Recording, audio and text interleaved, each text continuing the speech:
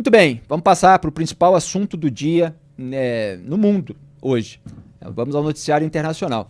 O Irã realizou um ataque com mísseis contra Israel nessa terça, dias após a eliminação de chefes do grupo terrorista Hezbollah. Segundo militares israelenses, os iranianos dispararam cerca de 180 mísseis, mas a maioria foi interceptada pela defesa aérea.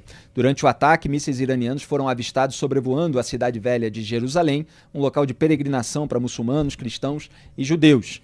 Estive lá em maio desse ano. Um palestino, é isso mesmo, morreu ao ser atingido por estilhaços na Cisjordânia. 2 israelenses ficaram feridos em Tel Aviv. O porta-voz das Forças de Defesa de Israel, Daniel Hagari, afirmou que o ataque do Irã é uma escalada grave e perigosa, acrescentando que haverá consequências. Vamos acompanhar, porque esse programa é sempre ilustrado com vídeos que saem na hora, mas a gente dá um jeito de legendar para vocês, porque falta muito aqui a cobertura internacional no mercado da comunicação brasileiro. Mas o papo antagonista está em cima do lance. Pode soltar.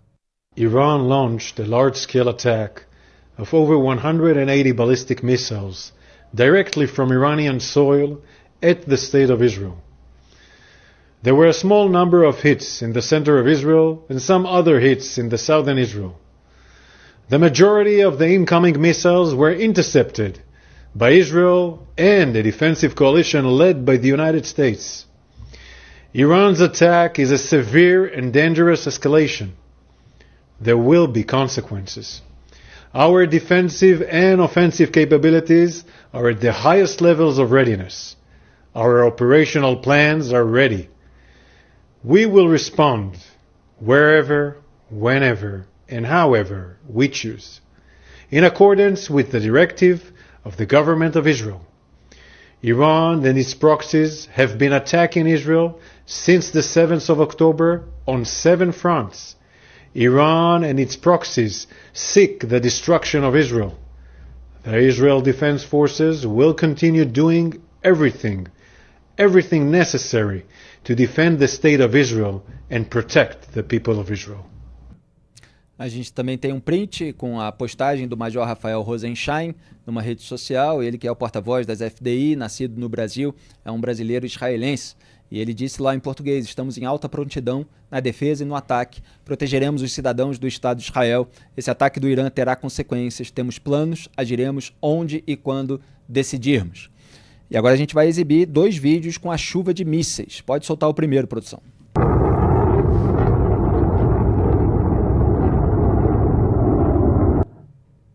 Vocês viram aí os mísseis partindo e agora tem eles sobrevoando o céu de Israel. Vamos assistir.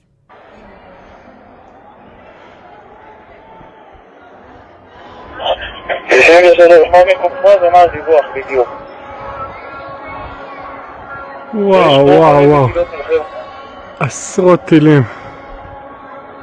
כולם לרדת. אני נמצא בצפון יד כאן. רואה שעירותים מעל הראש שלנו. שבילי, ירים מכיוון שבת. כיוון מכיוון שבת.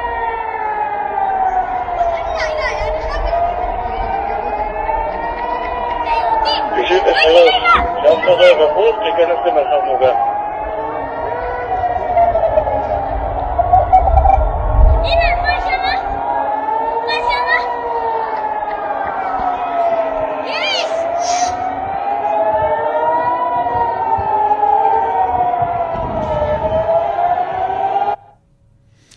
Muito bem, não sei se nesse finalzinho, porque foi muito rápido, já tem ali alguns sendo atingidos pelo sistema de defesa aérea israelense, né? Porque até os israelenses costumam explicar que o sistema de defesa aérea, ele manda ali o interceptador, que não vai assim diretamente de frente ao míssil, ao foguete que foi disparado contra o país. Ele chega a ladear até ser mais seguro, né?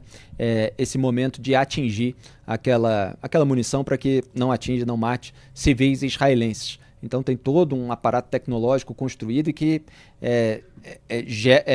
demanda uma fortuna do orçamento israelense, né? Cada interceptador desse custa bastante. Por isso que quando o míssil lançado pelo Hamas ou pelo Hezbollah vai cair numa área aberta, sem risco para ferir ninguém, eles preferem até não gastar o sistema de defesa aérea, eles localizam e deixam cair, para economizar dinheiro, inclusive.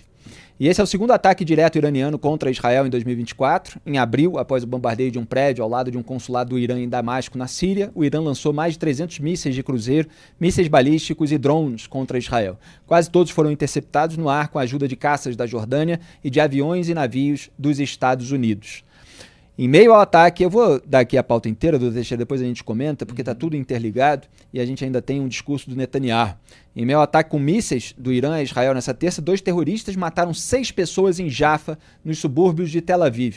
É uma parte mais ao sul e mais antiga de Tel Aviv. Outras 9 pessoas foram feridas e ambos os terroristas foram eliminados, segundo a polícia.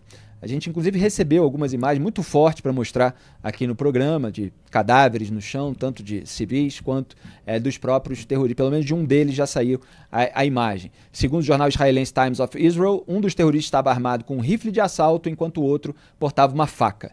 E a reportagem acrescentou que a dupla atirou e esfaqueou civis no metrô leve de Tel Aviv, é um trem de superfície, antes de continuar a pé atacando pessoas na rua Jerusalém, na cidade. É uma rua que se chama Jerusalém. Até o momento, não há confirmação de que o atentado em Jaffa tenha relação com o ataque iraniano.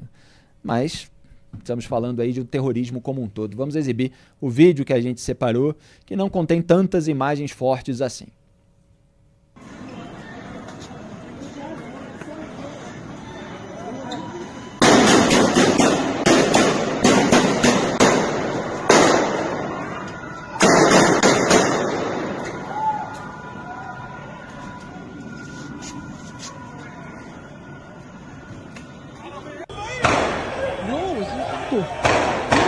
حتى العالم شوفوا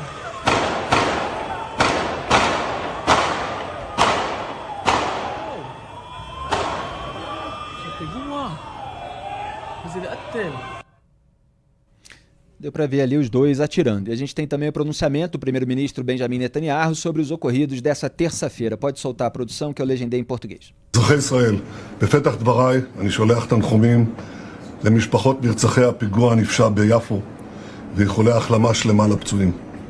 כמו במתקפת הטילים, גם מאחורי הפיגוע הזה יש יד מכוונת ורצחנית. היא מגיעה מטהרן. הערב איראן שוב תקפה את ישראל במאות טילים. המתקפה הזאת נכשלה. היא סוכלה בזכות מערך ההגנה האווירי של ישראל, שהוא המתקדם ביותר בעולם, ואני מברך את צה"ל על ההישג המרשים. היא גם סוכלה בזכות הערנות והאחריות שגיליתם אתם, אזרחי ישראל. ואני מודה גם לארצות הברית על תמיכתה במאמץ ההגנה שלנו. איראן עשתה הערב טעות גדולה, והיא תשלם על כך. המשטר באיראן לא מבין את נחישותנו להגן על עצמנו, ואת נחישותנו לגמול לאויבינו. סינואר ודף לא הבינו זאת, נסראללה ומוחסן לא הבינו זאת, וכנראה יש בטהרן אלה שלא מבינים זאת. הם יבינו. נעמוד בכלל שקבענו. מי שתוקף אותנו, אנחנו תוקפים אותו. זה נכון בכל מקום כשאנחנו נלחמים בציר הרשע. זה נכון ליהודה ושומרון, זה נכון לעזה, ללבנון, לתימן, לסוריה, וזה נכון גם לאיראן. אנחנו נלחמים בציר הרשע בכל מקום, כולל חיילינו הגיבורים שפועלים עכשיו בדרום לבנון ובעזה. היום יותר מתמיד, כוחות האור בעולם חייבים להתאחד ולפעול יחד נגד משטר האייתולות החשוך שהוא מקור הטרור והרוע באזורנו. עליהם לעמוד לצד ישראל. הבחירה מעולם לא הייתה ברורה יותר, בין העריצות לחופש, בין הברכה לכללה. בערב ראש השנה אני אומר לכם, אזרחי ישראל, ישראל בתנופה, בציר הרשע בנסיגה. נעשה כל מה שצריך כדי להמשיך מגמה זו, להשיג את כל מטרות המלחמה, ובראשם החזרת כל חטופינו, ולהבטיח את קיומנו ועתידנו. שנה טובה ופתוחה לכולכם. Amanhã começa o Ano Novo Judaico e mesmo assim o Irã atacou Israel quando teve o Ramadã, é uma data também importante para os muçulmanos. Houve uma suspensão parcial das operações militares de Israel na faixa de Gaza. Duda Teixeira, o que você destaca? Esse trechinho que ele fala, né? O Mohammed Deif não entendeu e aí depois teve que entender. Então Israel eliminou o Mohammed Deif. E aí assim, mesma coisa. Ele cita também o Hassan Nasrallah do Hezbollah. Não entendeu, teve que entender depois, foi eliminado. Ele não cita o Ismail Haniyeh, porque Israel não assumiu a autoria da eliminação do Ismail Haniyeh em Teherã, que era do Hamas. Mas aí ele fala, olha, o Irã também não entendeu e vão entender no futuro. Então, acho que Ali Khamenei, o líder supremo do Irã, que mandou esses 182 mísseis balísticos contra Israel, deve estar bem preocupado nesse momento. Só lembrando que o Sinwar ainda não foi eliminado, né? Não há confirmação da eliminação do líder do Hamas na faixa de Gaza. É a cabeça mais procurada pelo exército israelense na faixa de Gaza. Vamos ver se vai ser encontrada. Fato é que o Irã patrocina os grupos terroristas Hamas e Hezbollah e não admite que Israel reaja e corte a cabeça desses grupos, né? Mate ali a sua cúpula e agora ataca Israel, porque para o Irã, que lamentavelmente é um país aliado do governo Lula, cabe aos judeus apenas aceitarem serem mortos, assassinados. A gente tem que falar o português com todas as letras. Duda Teixeira, o que você destaca desse dia histórico no sentido negativo? Felipe, foi o maior ataque com mísseis balísticos do mundo, né, da história. Isso de um país receber ali, quase que na mesma hora, 182 mísseis balísticos, isso não tem registro. Esses mísseis eles voam a 4.000 quilômetros por hora. Cada um deles tem uma carga explosiva de 0,5 tonelada. Eles foram disparados de várias cidades do Irã. Em 7 minutos eles estão alcançando Israel. Então é um perigo enorme. Se esses mísseis tivessem caído em Israel, teriam matado muita gente, né? O outro ataque que aconteceu em abril, ele é um ataque diferente, porque ele teve mísseis de cruzeiro, mísseis balísticos e drones, e aí foram 300 ao todo. Mas se a gente considerar só mísseis balísticos, esse foi o maior até agora. Israel, por sorte, né, felizmente se preparou e consegue se proteger desse tipo de coisa. Agora, eu acho que esse fato de ser um ataque tão grande, sem precedentes, é que levou Israel a prometer uma vingança. Uma vingança não, né? Um revide, né? Realmente a gente está vendo claramente que tem essas ameaças do Irã que precisam ser neutralizadas. Em abril, o que Israel fez demorou alguns dias e foi um caça F-35 que bombardeou um radar de uma usina nuclear. Então foi uma coisa muito pontual, mas para mandar uma mensagem para o Irã, do tipo, olha, você nos atacou e a gente atacar onde a gente quiser no Irã sem problema algum. Agora o que estão prometendo é consequências graves. Então existe uma possibilidade de Israel retaliar com mais força. Até abril, Felipe, nunca tinha tido um ataque direto entre esses países. Então isso é uma coisa completamente nova e aí agora abriu aí uma porta que pode se repetir e acontecer mais coisas. Pois o presidente dos Estados Unidos, Joe Biden, reafirmou o apoio do governo americano a Israel após o Estado judeu ser alvo de um ataque a mísseis do Irã na tarde dessa terça-feira. Os Estados Unidos apoiam totalmente Israel, disse Biden a jornalistas. Mais cedo, o conselheiro de Segurança Nacional dos Estados Unidos, Jake Sullivan, afirmou que haverá consequências severas ao Irã. Então, os Estados Unidos, felizmente, está fechado com Israel, 2 estados democráticos de direito, contra uma teocracia autoritária que patrocina 2 grupos terroristas que buscam o massacre dos civis israelenses, de todos eles, e varrer Israel do mapa. E eles dizem abertamente isso. E tudo isso foi relativizado, lamentavelmente, por uma grande parcela, majoritária talvez, da esquerda global, que por questões ideológicas rivaliza com o governo Netanyahu, como se ele representasse o país inteiro, como se todas as pessoas fossem iguais ao Netanyahu, como se devesse tratar todas as vidas humanas pela figura de um político. Você pode ter críticas a decisões do Netanyahu, ao histórico, a eventuais escândalos, nós já criticamos aqui várias vezes. Agora, é preciso aceitar aquilo que é o óbvio. Você tem um Estado democrático de direito que foi invadido, que teve mais de 1.200 pessoas assassinadas com requintes de crueldade, 251 sequestradas para a faixa de Gaza, algumas que ficaram lá 11 meses e depois foram assassinadas a queima-roupa, porque os terroristas sentiram que o exército estava chegando e de maldade mataram aquelas 6 pessoas dentro de um túnel subterrâneo, onde elas ficam lá no escuro, sem saber se um dia voltarão para casa, eventualmente sendo violentadas, inclusive sexualmente, como foram várias vítimas do 7 de outubro. E a gente tem toda essa relativização turbinada pelo presidente Luiz Inácio Lula da Silva, lamentavelmente, que hoje mesmo estava falando que Israel só quer matar. O Lula, ontem no programa, nós mostramos ele contestando os repórteres que estavam perguntando sobre a Venezuela. Por que eu tenho que falar da Venezuela em todo lugar onde eu vou? Ele nunca condenou a ditadura amiga com a qual ele compartilhou empreiteiros e marqueteiros. Nunca critica. Ele não quer falar da Venezuela. Ele tenta ali intimidar os repórteres a que não perguntem mais a ele a respeito desse regime, porque é constrangedor para ele. O Maduro sabe muito a respeito do Lula. Se ele for muito crítico, se ele for muito incisivo em relação ao regime, sabe-se lá o que pode acontecer, né? Que informação eventualmente pode vazar. Então, o Lula não quer falar da Venezuela, ele só quer falar de Israel, ele só quer falar mal dos países que são comandados por lideranças ideologicamente opostas, ou das quais ele tem algum tipo de inveja ou que incomodam algum aliado dele. Porque, em geral, a questão do Lula não é ideológica, é mais da aliança que ele forma, com isso que o Netanyahu chama de eixo do mal. E a gente aqui inclui a Rússia, a China, nesse eixo, que é tão valorizado pelo Lula. Você não vê o Lula condenando criticamente o Vladimir Putin, mas você vê todo dia ele falando mal do Netanyahu. Você não vê ele condenando o ditador Nicolás Maduro, mas você vê todo dia ele falando do Netanyahu. Então, até a perspectiva brasileira, nesse momento de drama contemporâneo universal, com 2 guerras em andamento, e terroristas e estados autoritários, e até terroristas, unidos a eles, a perspectiva brasileira é errada, ela é perversa, ela acaba legitimando os ataques aos democratas, aos territórios soberanos, e é muito triste ver o Brasil assim, Duda. Foram 2 declarações desastrosas hoje, tanto do Lula quanto do secretário-geral da ONU, o Antônio Guterres.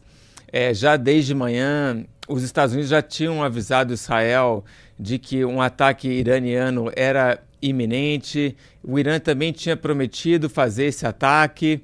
A gente teve mais informações do ataque acontecendo já à tarde, mas o Lula, quando é perguntado sobre isso, e ele está lá na Cidade do México para a posse da Cláudia Sheinbaum, o que ele diz é uma coisa do tipo, olha, em relação a Israel, a gente tem que pedir para o Conselho de Segurança fazer uma negociação, botar todo mundo sentado para conversar, quer dizer, é aquela mesma coisa que ele sempre fala, né? O Lula não consegue entender o que está acontecendo, para quem que ele está falando, quem que ele quer sentar para conversar, mas enfim, e isso no momento que o Irã está prestes ou já realizando um ataque com 182 mísseis balísticos. Quer dizer, é uma visão muito parcializada, muito equivocada do que está acontecendo, né? O que ele tinha que fazer era condenar o Irã, né? Ou ficar quieto, né? Eu não sei ainda se o Irã já tinha começado o ataque ou não, mas não fale sobre o assunto enquanto a coisa está acontecendo. E o Antônio Guterres a mesma coisa, né? Ele fala, olha, a gente não pode... o que ele diz ali, olha, a gente não pode ter uma expansão do conflito nesse momento. Pô, no momento que você tem esses mísseis balísticos voando, você vai falar esse tipo de coisa, né? Condenar o Irã nesse momento não é tomar partido, é ser racional, é ter bom senso. É ficar do lado da civilização contra o terror. As pessoas podem ter discordâncias em relação a um governo, em relação a um governante, mas a postura, como é a nossa, não é aliança com o governo, com o governante, etc., que a gente critica quando toma decisões equivocadas. É ficar do lado da civilização contra a barbárie, contra os terroristas. O Itamaraty do governo Lula é muito rápido aí para repudiar os regimes que não estão aliados com ele. Mas quando você tem um ataque deliberado de um país contra outro, que simplesmente tenta defender a sua população contra terroristas que a massacram com requinte de crueldade, fica aí parado. Você não tem ainda a condenação desse ataque. Outra coisa que a gente nunca pode deixar de lembrar, no próprio mercado da comunicação brasileiro, porque está cheio de emissora aí faturando com o governo Lula, houve essa passada de pano para o presidente eleito do Irã, o Massoud Pezeshkian. Lembra dele? Geraldo Alckmin, o vice do Lula, foi lá para a posse dele. E quem é que fez essa imagem aí que vocês estão vendo, identificando quem estava ao lado do Geraldo Alckmin. Eu, Felipe.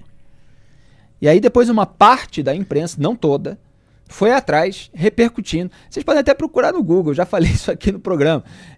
Por um erro ali de digitação desses nomes, né, com os quais muitas vezes a gente não está acostumado, eu coloquei o general Naim Hacem, e na verdade é Qassem, né, tem um Q ali antes daquele Hacem. E aí muitos veículos que simplesmente publicaram com base na minha imagem, repetiram essa falta do Q ali no general Naim Qassem, que é o vice-líder do Hezbollah. Então tá ali o Geraldo Alckmin, vice do Lula no Brasil, ao lado do líder da Jihad Islâmica, o Ziad al-Naqallah, ao lado do general Naim Hacem, vice-líder do Hezbollah, ao lado do Ismail Haniyeh, líder do Hamas, que foi eliminado horas depois dessa cerimônia de posse do presidente eleito do Irã. A gente acompanhou isso em detalhes aqui no programa. E ao lado, ali diretamente, do Mohammed Abdul Salam, o porta-voz dos Houthi, aqueles rebeldes ali do Iêmen, que também promovem atentados terroristas contra Israel, inclusive dispararam drones outro dia contra Tel Aviv. É o vice-presidente do Brasil, do lado das lideranças terroristas, que nesse momento atacam civis. É uma imagem, assim, terrível para a representatividade brasileira. Mas é isso.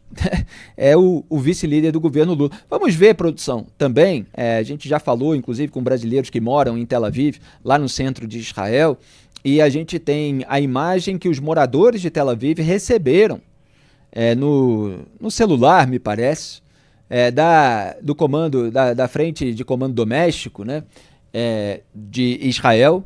Olha só a mensagem em inglês dizendo: entre imediatamente num espaço protegido na sua área. Imediatamente entre no espaço protegido e fique lá até maiores informações. E ali você tem a opção de encontrar ali as suas guias, as suas orientações para a escolha do espaço protegido. Eu conversei com uma brasileira que mora em Tel Aviv e ela estava me dizendo que até quando você chega lá, eu ouvi esse tipo de orientação quando fui me hospedar num hotel, que no momento que a sirene dispara, você tem que correr para a escada. Alguns têm um abrigo mais específico. E ela correria, se fosse uma situação comum, para a escada, etc. Só que, para aquele nível de armamento, etc., é melhor correr para o outro prédio que tem um abrigo mais específico, que protege mais. Então saiu correndo para o bunker do prédio vizinho, ficou lá durante um tempão, e depois que recebeu o sinal de que o ataque já havia passado, pôde voltar para casa. O Duda estava perguntando aqui na redação, como é que essas pessoas dormem depois de ver essa chuva de mísseis na cidade onde elas moram? É muita resiliência e muita confiança nas Forças Armadas. Eu até conversei com uma israelense que tinha ido para um bunker, e aí mesmo depois de Israel ter liberado as pessoas, olha, podem voltar para casa, ela disse para mim, olha, vou continuar aqui porque a gente ainda está com medo, né? Então é muito difícil a pessoa realmente voltar e normalizar a vida.